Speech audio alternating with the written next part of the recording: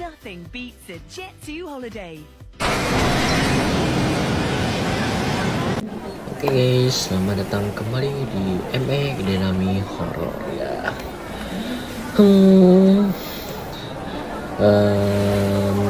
Tempat setiap cerita bukan hanya terdengar, tapi ikut menempel di pikiran. Hari ini kita akan membahas sebuah kisah yang tidak seharusnya diungkap, tapi seorang narasumber misterius meninggalkan kita sebuah catatan yang entah kenapa ingin dibaca. Kita dikirim oleh salah satu narasumber kita yang bernama Pak Wiryo, mantan penjaga penginapan. Beliau hari ini tidak dapat hadir, hanya mengirim catatan yang tertulis. Untuk siapapun yang membaca ini, saya, Wirno, mantan penjaga penginapan itu selama 27 tahun, ingin menjelaskan sesuatu tentang kamar 07. Perempuan di cermin itu bernama Sari. Ia meninggal di kamar itu sambil menatap cermin. Tidak ada yang tahu apa yang ia lihat, tapi sejak itu cermin di kamar 07 berubah menjadi seperti pintu. Setiap kali seseorang membuka kain penutup, Sari akan menempatkan dirinya di cermin, dan jika dia sampai mendekat, orang itu akan masuk ke dalam pantulan. Saya mohon jangan biarkan siapapun membuka kamar itu lagi, karena saat saya menulis ini, cerminnya retaknya bertambah 1. Itulah dia dari catatan Pak Wiryo ya.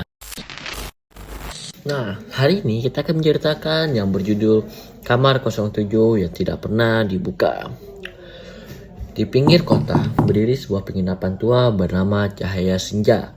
Semua kamarnya biasa saja kecuali satu. Apa tuh? Kamar 07. Kamar yang pintunya selalu terkunci. Kamar dan cerminnya selalu ditutupi dengan kain putih. Tidak ada tamu yang boleh menyewanya, bahkan pemiliknya sendiri selalu menghindari lorong itu. Sampai suatu malam, seorang pemuda bernama Aldi datang terlambat. Sebuah kamar penuh, ia memaksa masuk ke kamar 07. Pemilik penginapan tidak bisa menghentikannya, dan malam itu tragedinya dimulai. Di dalam kamar 07, Aldi masuk ke kamar itu dan langsung merasakan hawa yang berbeda. Dingin, sunyi, seperti tidak pernah ditinggali siapapun. Yang paling mencolok adalah 3 cermin besar, semuanya ditutupi dengan kain putih yang melusuh. Rasa penasaran mengalahkan rasa takut. Aldi membuka salah satu kain itu. Cermin itu buram, seperti menyimpan sesuatu yang tidak ingin terlihat. Ia tidur tepat pukul 2.13 malam. Scare. Suara seretan dari lantai, lampu kamar berkedip, udara semakin dingin. Aldi melihat ke cermin itu dan tampaknya sosok perempuan berdiri tepat di belakangnya. Rambut panjang menutupi wajah, tubuhnya pucat, dan dari matanya mengalir darah hitam. Wah, ini mengerikan. Aldi menoleh, tidak ada siapa-siapa. Ia kembali melihat cermin, sosok itu kini hanya menjalar 1 napas dari wajahnya. Cermin itu retak. Tiba-tiba dari retakan itu muncul sebuah tangan.